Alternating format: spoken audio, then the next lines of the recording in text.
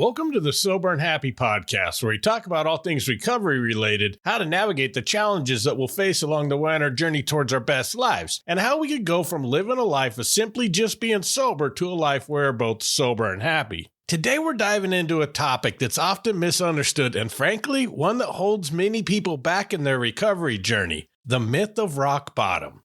You've probably heard it before. You'll quit when you hit your rock bottom. Or maybe you're just not ready because you haven't hit yours yet. But what if I told you that waiting for rock bottom is not only unnecessary, but it's dangerous? That this myth that is so deeply ingrained in our recovery culture could actually keep you stuck. If you've ever wondered, maybe I haven't hit my rock bottom yet, or if someone's ever said to you, you just need to hit your lowest point, this episode is for you. Today we're breaking down the myth, exploring why it's so harmful, and most importantly, showing you why you don't need to wait for a catastrophe to start living the life that you deserve. So buckle up. This is going to be a great episode.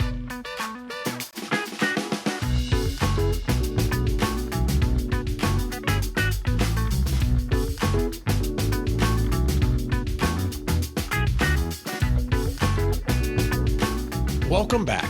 When I first got sober, one of the things I kept hearing, whether it was in rehab, meetings, or even from well-meaning friends, was this idea of hitting rock bottom. It was like a rite of passage. People would ask, "What's your rock bottom?" or "What made you stop drinking?" And for years, I wasn't sure how to answer. I didn't have one dramatic movie-like moment where my whole life crashed down in an instant. This even caused me to question whether I had truly hit my bottom. I'd hear other people's stories about 5 DUIs, losing their families, serving long prison sentences, or ending up homeless. And then when my cravings would hit, I'd wonder, maybe I haven't suffered enough. Maybe I need to hit a lower point before I could quit for good. That mindset kept me drinking for years longer than I should have. And the truth is, it wasn't helping me even after getting sober. All it was doing was encouraging me to keep digging. But here's the truth I wish someone had told me back then. You don't need to hit a catastrophic rock bottom to decide that enough is enough. In fact, waiting for that big moment often leads to more pain, and sometimes you wait until it's too late.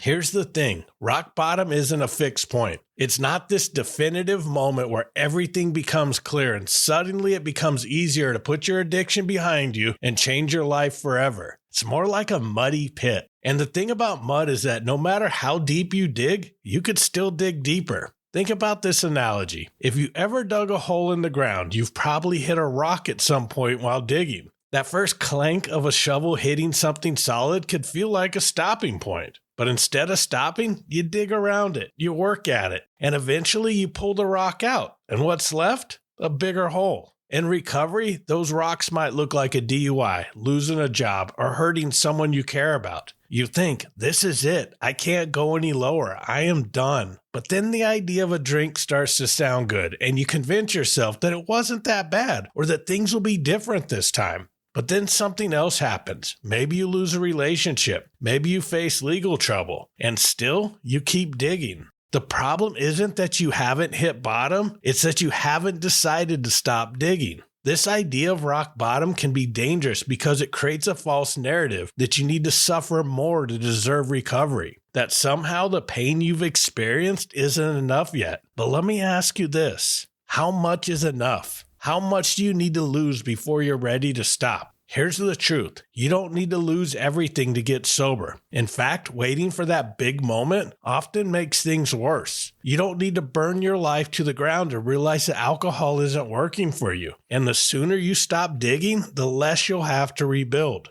Waiting for rock bottom is like standing on a sinking ship and wondering how much water needs to pour in before you decide to grab a life vest. The longer you wait, the harder it gets. I'll share a personal story with you. During my last 3 years of drinking, I was on a non-stop bender, drinking every waking moment of my life. I'd lost almost everything. The only job I could hold down was a morning bartending gig. I was couch hopping, living off the generosity of people who were just as broken as I was. Then, one night during a blackout, I texted my mom and told her I wanted to go to rehab. I don't remember sending the text, so the next day, while we were eating at a restaurant and she brought up rehab, I was pissed. I didn't say anything and I went to the bathroom to collect myself. Now, this wasn't to calm myself down. I was trying to think of the best way to make this conversation so uncomfortable for my mom that she wouldn't dare try to force rehab on me again. As I was about to leave the bathroom, I got another text, and when I opened the phone, I saw the text chain between my mom and me, and I realized that she was talking about rehab because I asked her for help. Then, the reality of what was just about to happen hit me. I imagined my mom sitting at that table, thinking that all her prayers were finally answered, and I was about to walk out there, sit down across from the table from her, and break her heart in front of a restaurant full of people. I got a good look at myself at that moment, and I didn't like who I saw. But that moment wasn't my lowest point. I had far worse consequences in the years leading up to it, but for some reason, that was the day I decided I was done. It wasn't about the consequences of my drinking or all the things I'd lost. It was about finally seeing who I'd become and realizing that I did not want to be that person anymore. So I walked out to the table, sat down, looked my mom in the eyes and said, "Okay, let's find me a rehab." People will often tell me, "Well, that was your rock bottom." Trust me when I say I had been way lower, and I definitely had the ability to dig lower than that. That was just the day that I decided to stop digging. It was a temporary realization followed by immediate action. If I would have waited, the pain of that moment would have faded and I would have kept digging. That's the thing about pain. It can be a great motivator, but it's also temporary. Over time, the sharpness of that pain will fade, and if you don't replace it with something meaningful, you'll fall back into your old habits.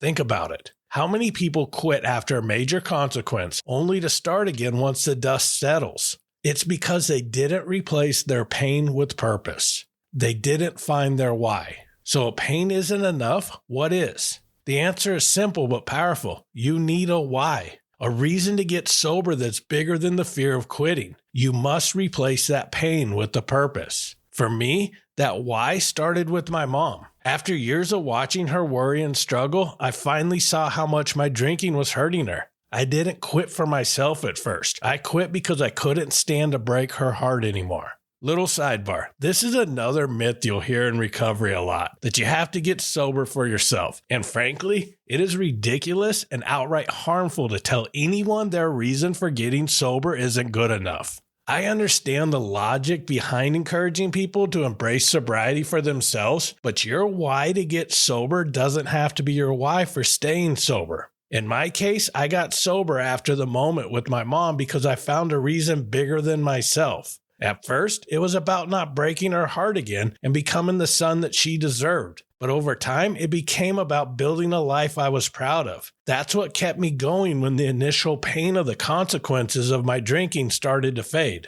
Your why doesn't have to be perfect. It just has to be meaningful to you. And if you're struggling to find it, start small. Maybe it's wanting to feel better physically. Maybe it's wanting to be more present for your kids. Whatever it is, hold on to it and let it guide you.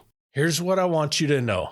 You don't have to wait until you hit rock bottom to change your life. You don't have to wait until the pain is unbearable or until everything falls apart. You're allowed to want better for yourself simply because you deserve it. Imagine a life where you wake up every day feeling proud of who you are. A life where you're not constantly running from your past or fearing the future. A life where you're building something so meaningful and fulfilling that alcohol or substances no longer have a place in it. That life is possible, and it starts with one decision: to stop digging. So here's my challenge for you this week. Take some time to reflect on where you are right now. Ask yourself, am I waiting for things to get worse before I make a change? And if the answer is yes, write down one action you could take today to start climbing out of that hole, no matter how small it feels. Even the tiniest steps forward could lead to something incredible. Thank you for listening to this episode, and I hope you're enjoying the podcast. If you are, please do me a favor, grab your phone and text one person you think that might benefit from listening to this episode. That would mean the world to me. New episodes come out each Friday, so I look forward to connecting with you next week. And as always, thank you so much for listening, and keep living sober and happy.